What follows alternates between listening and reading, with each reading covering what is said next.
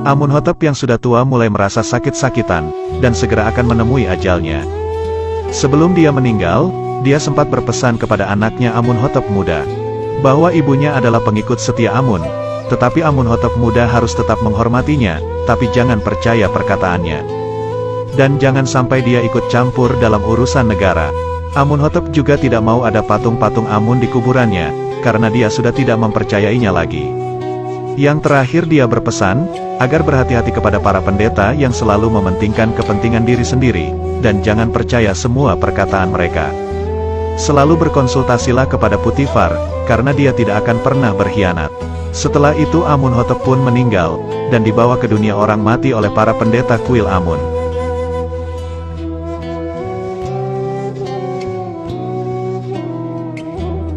Amunhotep muda langsung dilantik sebagai Raja baru Mesir, dan dilantik di depan para pembesar Mesir dan para pendeta kuil Amun.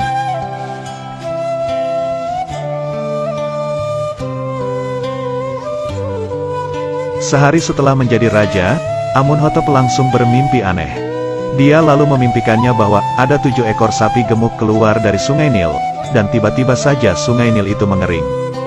Lalu setelah itu, muncul 7 ekor sapi kurus dari sana, dan memakan sapi gemuk yang sebelumnya keluar tadi.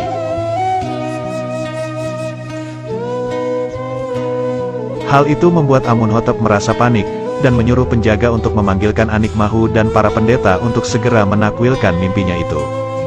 Anikmahu yang bangun dari tidurnya, mulai menggerutu karena menurutnya kenapa Amunhotep memanggil mereka tengah malam seperti itu. Bukan di esok hari saat sudah terang. Dia juga mengajak para penafsir mimpi dari kuil, untuk segera menuju ke istana.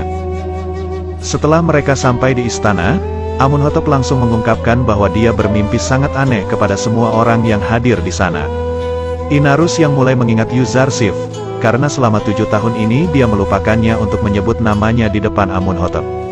Inarus langsung mengatakan kepada ratu istri Amunhotep, bahwa dia tahu cara memberitahu takwil mimpi Amunhotep itu. Namun sang ratu tidak membutuhkan takwil mimpi dari Inarus, karena para penafsir mimpi dari kuil Amun sudah tiba. Anikmahu mulai menyombongkan para penakwil mimpinya kepada Amunhotep, bahwa mereka adalah para penafsir mimpi dan peramal terhebat di Mesir, dan meminta untuk segera menceritakan mimpinya, agar bisa melihat langsung kemampuan mereka. Akan tetapi saat Amunhotep sudah menceritakan semua mimpinya itu, para penafsir mimpi itu terlihat kebingungan, dan merasa bahwa takwil mimpi Amunhotep tidak bisa mereka mengerti. Mereka merasa kebingungan, bahwa sebenarnya mimpi itu bisa diartikan, tapi mereka tidak tahu takwil mimpinya. Anikmahu lalu mempunyai ide, agar mereka semua mengatakan bahwa mimpi itu adalah rancu atau tidak jelas. Hal itu membuatnya Amunhotep sangat marah, dan menyuruh mereka agar mengaku bahwa mereka semua tidak tahu apa arti mimpinya itu. Lagi-lagi Anikmahu mengatakan, bahwa para penakwil mimpinya itu sangat cakap dan berpengalaman, dan jika mereka tidak tahu arti mimpi itu, berarti memang mimpi Amunhotep adalah rancu. Namun Amunhotep tidak peduli dengan semua perkataan Anikmahu, dan menyuruh agar mereka bisa menakwilkan mimpinya hingga benar. Amunhotep lalu memberikan waktu kepada para pendeta, untuk segera menakwilkan mimpinya itu keesokan harinya. Inarus mulai gelisah, karena sebenarnya dia tahu jalan keluar dari semua ini. Akan tetapi dia tidak berani untuk berbicara kepada Amunhotep yang sedang marah besar. Dia pun akan berusaha memberanikan diri berbicara kepada Amunhotep keesokan harinya, bahwa Yuzarsif pasti bisa menakwilkan mimpinya itu. Malam harinya Amunhotep kembali bermimpi aneh. Jika kali ini, ada 7 tangkai gandum yang berisi, tiba-tiba menjadi layu karena diselimuti oleh 7 tangkai gandum yang sudah layu. Mimpi tangkai gandum itu jelas sekali mirip dengan mimpi tentang sapi-sapi sebelumnya. Amunhotep kembali mengundang para pendeta ke istana, untuk segera menakwilkan mimpinya itu. Dan kali ini Amunhotep tidak akan percaya, bahwa mimpinya ini adalah rancu. Karena 2 mimpinya itu, pasti akan saling berhubungan dan mempunyai arti.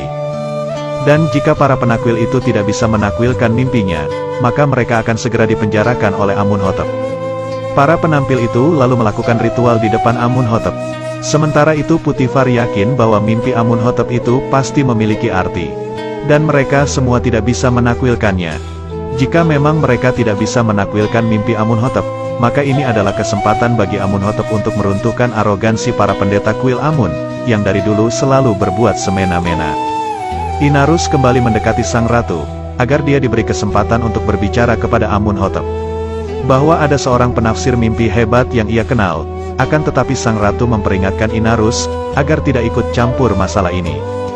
Karena akan membuat Amunhotep tambah murka. Ternyata memang benar, para penafsir mimpi itu tidak bisa menakwilkan mimpi Amunhotep sama sekali. Dan meminta waktu semalam untuk bisa mengartikan mimpi itu. Amunhotep langsung memarahi mereka, dan mengatakan jika bertahun-tahun mereka hanya makan dan tidur. Tapi saat dibutuhkan malah mereka tidak bisa berbuat apa-apa. Akhirnya mereka semua akan segera dipenjarakan oleh Amunhotep yang sudah muak dengan para pendeta. Tapi sebelum mereka dibawa oleh para penjaga, akhirnya sang ratu mengizinkan Inarus untuk berbicara kepada Amunhotep. Inarus mengatakan bahwa dia memiliki jalan keluar untuk takwil mimpi Amunhotep.